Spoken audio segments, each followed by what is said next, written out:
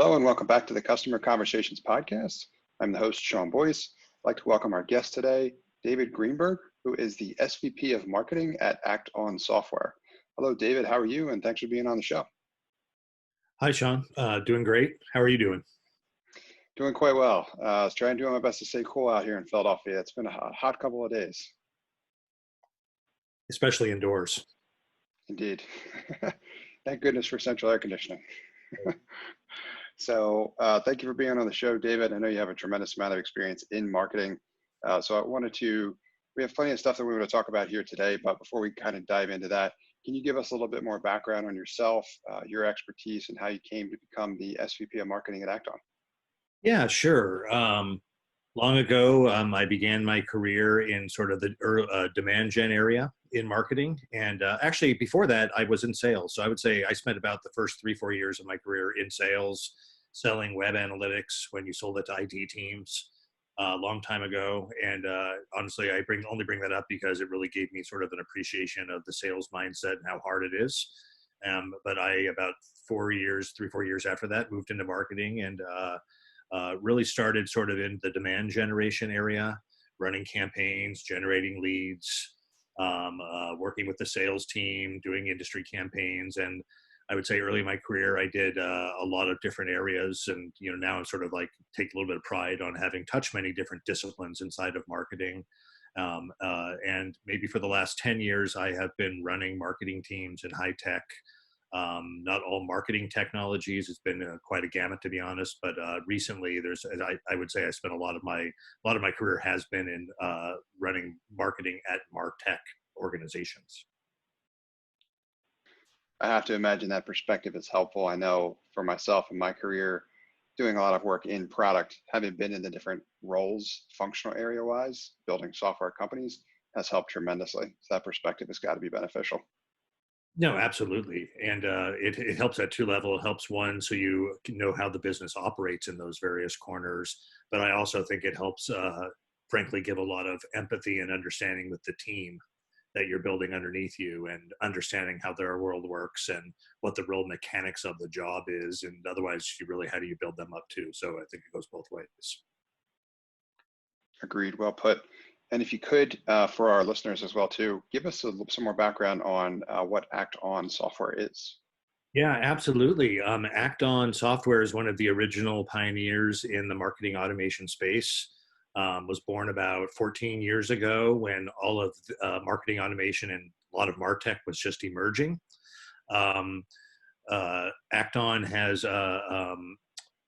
over the past 10 years, has been sort of like a leading marketing automation provider and really helped organize, larger businesses and mid-market companies optimize and automate their funnel.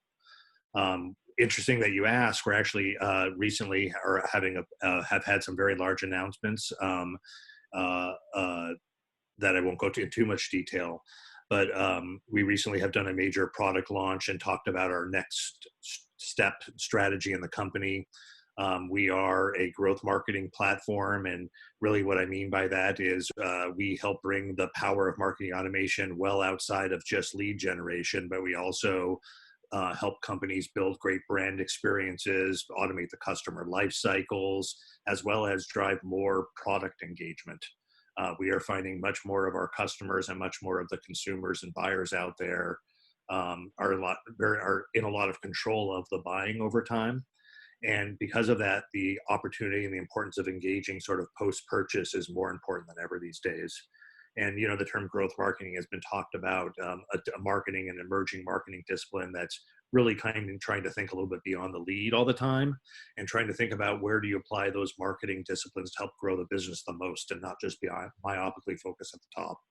So our new announcement, our new strategy is really aimed at delivering a much more valuable and extended platform from what we've already built on, an extension of what we're already doing, and we're really excited about it. That's super exciting. Yeah, I'd love to hear anything that you're able to kind of share with us about the new launch. And in addition to that, what a typical customer looks like for you guys. Yeah, absolutely. So at the first, on the first question, I think ActOn is well known in the industry as a great tool that helps you, attract camp leads, nurture the leads, get them sales ready, score them, and then you hand them off to the salesperson in sort of in a very kind of B2B format. A lot of what we have done and a lot of the functionality that we just released on our platform obviously helps with that, but is also helping some of the things that we're hearing our customers in particular talking about, some of the pain problems, which is how do they really build this amazing personalized journey that has the power of data and automation behind it, but yet still feels human and authentic and real. So that's been a very important part. And then I think just another dynamic in all of marketing that we're really trying to add value behind is once you get them in there, there's a lot of sayings around what's 3 times harder to get a new customer than keep a customer. Well, I think there's been a lot of focus in the marketing discipline, and I think it is important for marketing and customer success as well, that there's a lot of focus around how do you engage them around the product, and don't just flip them in and then suddenly they're in a product and they have a completely different experience with the brand. The importance of having that brand experience and using real behavioral data so that you can show them what they love or show them things that they might have missed in a very authentic way is going to be the new channel for marketing. So we've released a bunch of new features and functionality behind that. Back to your question around who's sort of our ideal customer or fit. We tend to be much more focused on mid-market, companies that are sort of in the maybe $50 million revenue range up to all the way up into enterprise. We have most of our clients are smaller teams, so they're often teams who are looking for like a really robust tool that can make their team feel like 4 teams. As well as very dispersed teams. So we have, part of our capabilities is giving sort of a corporate control and letting these various teams still have the autonomy to run, but within some brand guidelines. Excellent. Yeah, it's super helpful. Thank you for sharing. It's always good to have that background, especially given the nature of what we want to talk about here today. In particular, what I liked about what you mentioned was engaging with the product, right? That's a big part of, realistically in this podcast, a lot of what we talk about is what you can do with the data that you can get from a customer all around, making it just a better experience from top to bottom. So you talk about experience in the product, starts to sound like a little bit like product-led growth. I know we've talked a lot about growth as well. Also, big subscriber to that school, big fan of Wes's work there. And so as part of what we wanted to talk about, right, in terms of with regard to the marketing experience that you have and the conversations that we've had, as you have, gained experience throughout your career, in previous conversations that we had, you'd mentioned that one of the initial things that you do is like to get as much data as you can from the customer in conversation, even directly yourself. I'd love to hear you talk a little bit more about this philosophy and the power behind it, because this is something I can't encourage enough. So every time I hear someone doing this, I get super encouraged by that. And I'm always eager to learn more about, in particular, how their philosophy works, the different strategies that you use to do this, because I've seen this be super effective for a lot of companies. Yep. Yeah, no, as we spoke before, I heavily subscribe to this, and I think there's sort of 2 ways to think about it. At least that's how I think about it. There's the layer of, yes, let's look at the customer data and what profile are they and who really signs and who's the influencer and what industries we are in and the sort of macro view of our customers. And in our case, it even went all the way down to how are they using our product. But you still don't glean the necessarily bottoms up insight from within, which leads to the second part, which is engaging with the customers directly, sitting in on account calls. I mean, there's a million opportunities to do it really. Sitting in on account calls, sitting in roadmap calls, being silent listener in prospect calls. Okay. And obviously wherever I can help and the salespeople need me, I'm happy to do that too, more visibly. But I think there's just a very different experience in hearing what the customer specific struggles are. And, every business is completely different. Like obviously there's some lowest common denominators. So you really get insights that you're never going to glean from the macro top down view. So, after having done this a while, you start to figure out like, how do I really get the pulse? Because that's ultimately what I'm trying to do is what's the pulse? How are people using us? What do they like? What do they not like? What do they think our brand stands for? And so, I mean, with ActOn, I've been at ActOn maybe 9 months now, and when I talked about the major launch we just had, some of this is a product of, my first 2-3 months in there, where I'm learning what customers are doing and how they're doing. And to be frank, I give all the credit to the customers here, because they're the ones who are having an open dialogue and sharing how they're using us and their struggles, and they're pushing us. I mean, and I think that's true in a lot of companies. I can't say enough good things about that as a strategy as well too. I mean, it's pretty much never, it's always benefited myself and the teams that I've been a member of. The more we listen to customers, the more data that we get from them, right? There's using the data the right way. Of course, that's kind of what I want to ask you about next, but without it, you're flying blind. You really need to know that. I mean, your customers should drive your product, right? The experts are there to kind of take from that data, extract insights from it, and then execute on it. So I'd love to hear your thoughts about that as well too. Not only am I curious, number one, how you go about getting that data and organizing it, but then what do you do with it from there? Yeah, no. I would add too that when you start a company, you kind of get this short-term opportunity to sort of do what I did, and then you have to figure out how you make it programmatic. And so I think leading into how do you collect data and make it systemic and repeatable. There's been many flavors, but I think ultimately it comes down to figuring out who are the people who are really champions of your company and product. And sometimes they're going to be sour, and that's okay. And making sure that you get a well-balanced bench that wants to participate. Usually it involves forming a specific program. At ActOn, we call it the ACEs, the ActOn Customer Enthusiasts. This is a group of 30 people who've been selected based on having a lot of passion is the primary thing. And then if you look behind that, it's a wide variety of industries and a wide variety of titles and experiences. And I think we need to have a well-rounded view. So one thing I would say, just in terms of how do you get repeatable input and in a way that makes it feel like you're not just having one-off conversations, is you got to get this recurring pattern happening with your customer base, so you can start to measure trends and hear their input. And part of that, kind of to the heart of your question, is making sure that their input doesn't stop in marketing too. I think it has to go all the way down to be honest, wherever it needs to go. Often it's into product requests, often it's into support things, often it's what they're, the feature they wish they really had. So, a lot of it naturally goes into product, but in some ways, I just think a lot of modern marketing is being the champion of the customer and bringing their voice in there. Now, the flip side to that is there has to be enough room for the organization to figure out the future without it being completely dictated by customer demands. I think we have a lot of experience on the side, so I would just say the counterbalance is that. And when you're asking me how do I balance all that, customer opinion obviously reigns supreme, but there's other things you have to consider as somebody trying to drive and grow a business outside of that specifically. The difference, though, is you don't want to lose sight that it's all about creating customer value, even if it's not what they're asking for immediate, because as a business, you've got to find that balance of serving customers, but also up-leveling things holistically for them. Yeah, that's an excellent distinction, and one that through experiences can be tricky to figure out that balance, right? As far as we don't want to jump every time customer says, how high or whatever, or every time they ask us to jump, we don't necessarily want to say how high in response, but we do want to look for those patterns. So I'd be curious to hear you talk a little bit more about that as well too, in terms of how do we strike that balance from, right, we get feedback from customers, it's great ideas, it's on a solid foundation, but how do we balance that in terms of what's going to move the needle for us or what's going to generate the most value for the largest number of customers? Can you give us a little bit more insight there into how you think and then how you guys execute on plans like that? Yeah, that's a really good question. And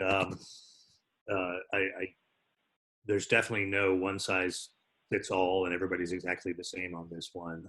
So yeah, you take the anecdotal customer input that's coming in, and you're doing that again by design to make sure that it's representing the most diverse but yet representative base you have. Okay. Then there's, I think, the other part, which is what's happening inside the product. I know earlier you mentioned product-led growth. We have a lot of it. We personally, and I think we're a software company, so of course I think we're going to lean this way more than other companies. But you got to know what's happening with the users, like the customer champions. We a lot of our clients will have 20, 30 users on our application, and that pattern is often not represented by the sort of key stakeholder who is might be driving a lot of the strategy, but maybe isn't feeling like is ActOn making the marketing practitioner's life easier and better and faster and making them feel like a team of three. So I think you really have to look at, this is where you got to balance the ideas and the inputs and whatever wacky thing is happening out there in MarTech, and there's always three every 5 years, and figure out what's really happening with data. And at the end of the day, I think you got to feel good about that database decision, that data really aligning with your hypotheses. Because I think you're usually just kind of coming up with a hypothesis, and if we go this direction, will it line up with our customers' demand? Will it make them grow? And do we see, product behavior that would indicate this would be valuable to them? Yeah, it's a great point. I think over time, as you start to experiment with some of these ideas as well too, and as long as you're measuring the effectiveness that they're having in terms of generating customer value, growing the organization towards the direction in which it ultimately wants to go, then you can always tweak it from there, right? It's not like a set and forget it necessarily. You want to keep as close an eye on as you can, right? But also make it relatively practical as you scale, because your demand's going to change over time as well. Yeah, and I think a lot of what we're talking about right here can be thought of often as sort of like project-based thinking, like, hey, we want to do this thing, and does the data and our customers align that this thing will be good for them?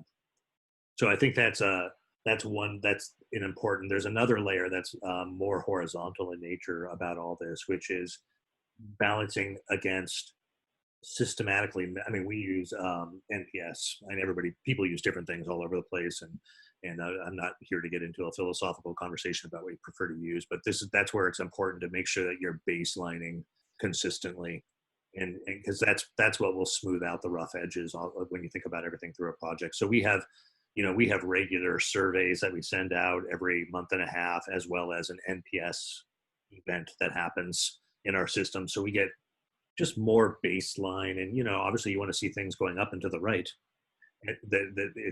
It's now realize when you're seeing those metrics, there are things that have happened in the past. So you're looking at the NPS of today is the product of what you did 6 months ago, if you will. So you have to look at that and know where your hypotheses were and see if it's making a dramatic impact, right? Yeah, that's excellent. A lot of great content there. I want to shift gears for a moment and talk a little bit more about something we've spoken about before, and that's when you think of marketing as the machine, right?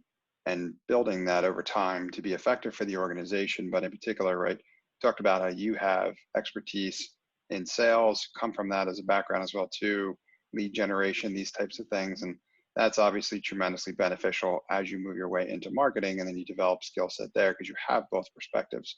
But something we talked about is, right, what a lot of people want is they want to build a marketing machine to the extent where it can ultimately just be a handoff to your sales department, right?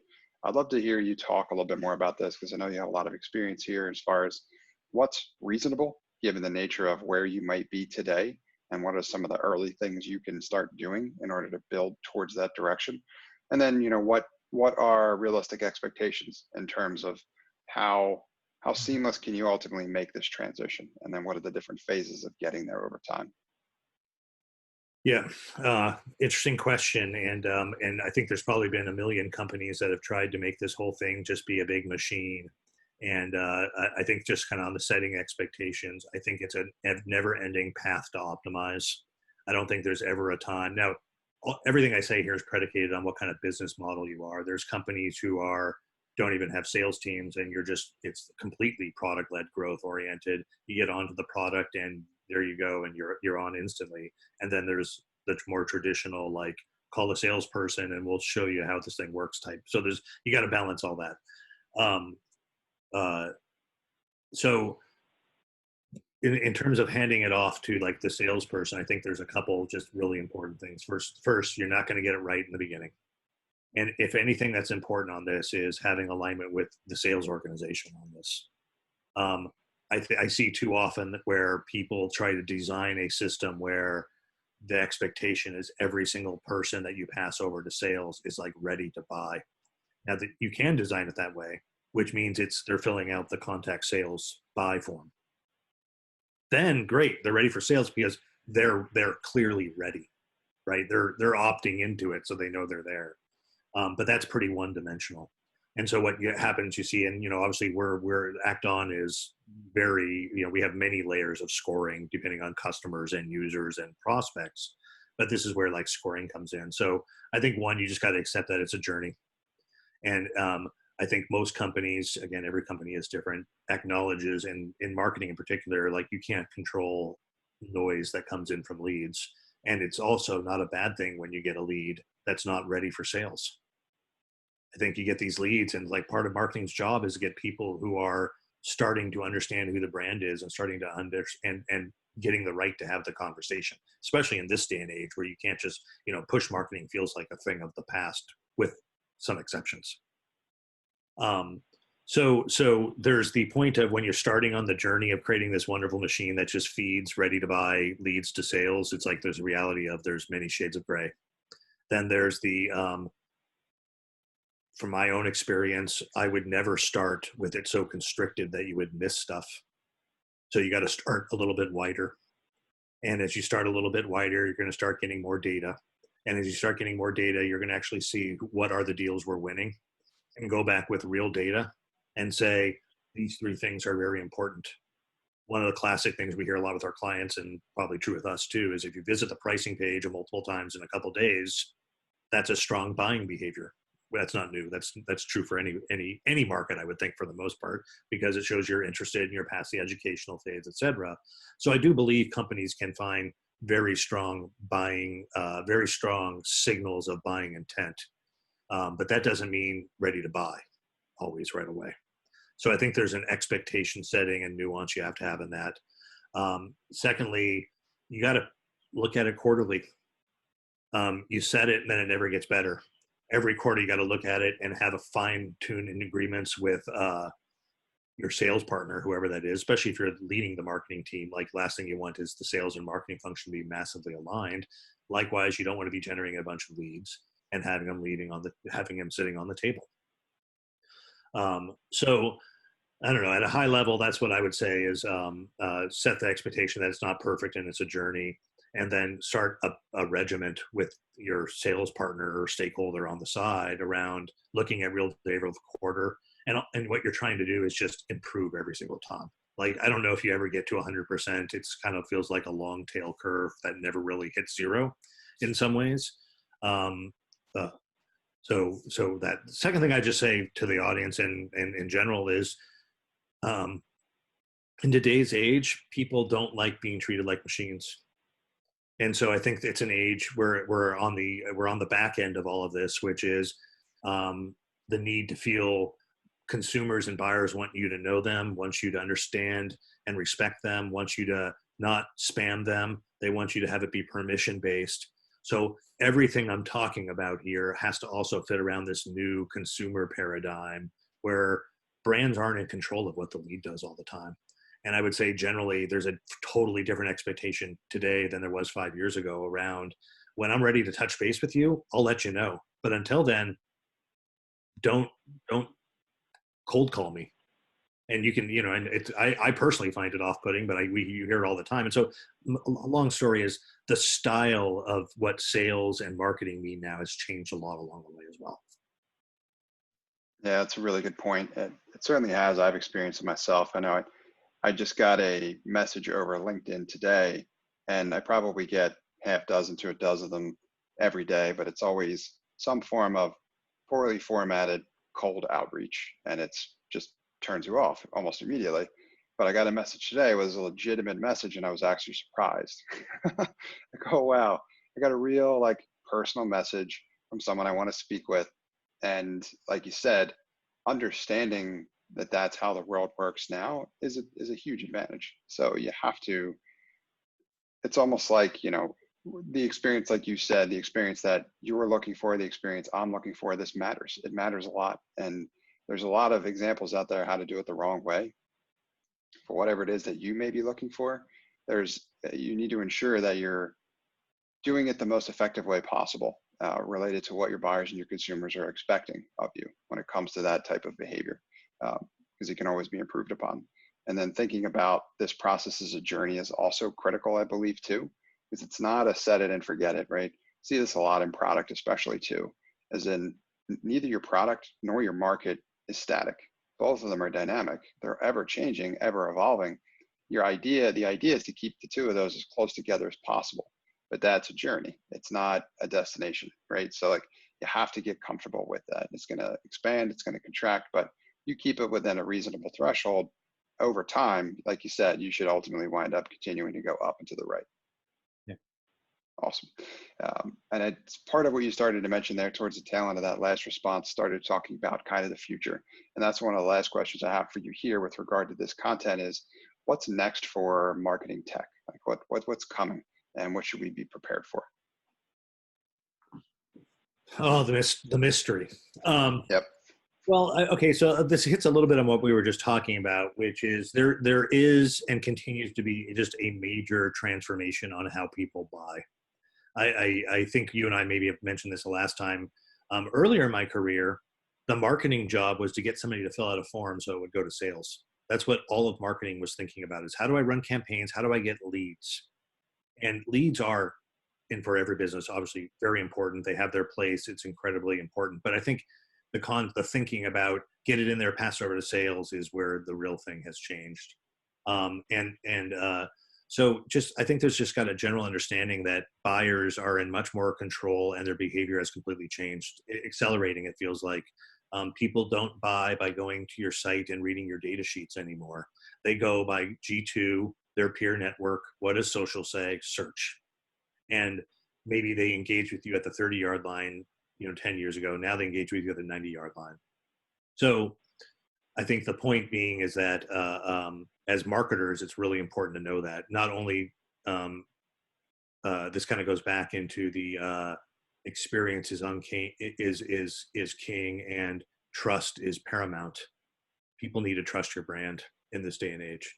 And I think that's the most fundamental thing. If they trust you, they will be willing to engage with you. And then when they do engage with you, you can't engage with them always with a sales mindset. And I think you see a lot of companies focus on educational marketing and content marketing. You've seen that as sort of a marketing tactic just explode the last 5-10 years. It's because of that. It's because people are pushing towards pull marketing, and you need to earn credibility outside of your corporate website before they come to the corporate website. And when they do, make sure they trust you. Because if they get a sales call 5 seconds after that, I'm not sure they will. And so it's a delicate balance and all this, and like I said, every business is very different, but I do think like the future of MarTech is going to be much more focused on how do brands set themselves apart with experience? How do they especially with COVID happening right now and the massive importance for brands to figure out digital at scale. I think that's a massively important part. It doesn't seem like live events will be happening anytime soon. They may have been dying anyway, or at least the traditional format. I just think that on the future of it is it's much less around how do I trick them to fill out a form, and it's like how do I make us look smart, make them trust us, and want them to engage where they're opting into it. And then once they opt into it, I think that's where you have to blow them away with, I know you, I'm reaching out to you when I should be reaching out to you. You're getting messages that aren't surprising you or catching you off guard. And it's a very different, especially earlier in my career where, frankly, email blasting cold lists was a thing you did all the time. So it completely changed. You did such a great job of explaining that. I'm not even going to try to summarize it because I couldn't possibly say it that well. But I love the one part I'll pull out of that, that you mentioned was like setting your brand apart with experience. It's huge. I think it really captures the essence well. You have to meet them where they are. You have to know them well. You have to speak to them, and you have to meet their expectations with regard to where they want it, what they want, and where they want it. Right. Yep. Complete the experience that way. Yeah, and it's very interesting coming from a marketing automation company because you have that whole dichotomy of marketing automation feels machine-like, yet people want human, and Right. that's actually aren't separate. I think that the power of all this is actually really understanding the behavior, the data of their behavior, and serving them up great experiences based on whatever company you're in or whatever market you're in, based on that. And as long as you're transparent around it, I think there's a lot of room for new kinds of marketing. And like I said in the beginning, that's what spawned. I think a lot of that has what spawned product-led growth and growth marketing and growth hacking and all these new types of marketing that are trying to figure out how do we help. It's all still the same. How do you grow the business you're working for? But it's definitely different tactics. Absolutely. Very well put. David, thank you a ton for being here. Super insightful, a lot of great knowledge shared with myself and our audience. I have only 2 questions for you before I let you go. The first of which is, what resources would you share with myself and our audience of and related to this topic, or really realistically anything? Wow, that is a great question. And, unfortunately for me, I'm a little bit of a picker. I subscribe to many of them. I think all of the general marketing media sites provide and feed in a lot of content. It's also merged. So I think staying in tune to those is very important. For the audience, and if anybody's interested in sort of marketing automation and sort of this new world we're talking about, I think the ActOn, we spend a lot of energy creating great educational content on the ActOn blog as well. So that's my take on it. And like I said, I personally do a lot of searching to find stuff, and that's how I end up having 200 bookmarks that I just, again, part of my job is trying to stay on top of things. So I do purposely carve out time and try to read up. Excellent. You absolutely have to. And I'll link to the blog as part of the show notes. Thank you for sharing that. And then last question I have for you is, who should reach out to you and how can they get in touch? Well, I mean, to be honest, I'm happy to help anybody who's trying to figure out new ways to market or looking to figure out next career moves. I mean, yeah, I'm as long as you approach me well, like like a person, I'm fine with you approaching me. Best way you could do that is in LinkedIn. You can find me there and reach out. I'm happy to connect there and offer any help or guidance I can do. Thank you very much for that. I'll link to all that information in the show notes. And thank you for being here and sharing your knowledge with myself and the audience, David. Well, I really appreciate it. Thanks for having me. The Customer Conversations podcast is brought to you by the team at LearnWhy. LearnWhy integrates with all of your customer-facing tools to organize feedback and extract actionable insights. Empower your team to start growing your bottom line today with insights from qualitative data powered by LearnWhy. You can find out more at either learnwhy.co or by emailing our team at sales@learnwhy.co. Thanks for listening to this episode of the Customer Conversations podcast. If you or someone you know has expertise in growth, marketing, or product, please have them reach out to either Sean or Stuart to learn more about becoming a guest on our show. Our team can be reached by email at support@learnwhy.co.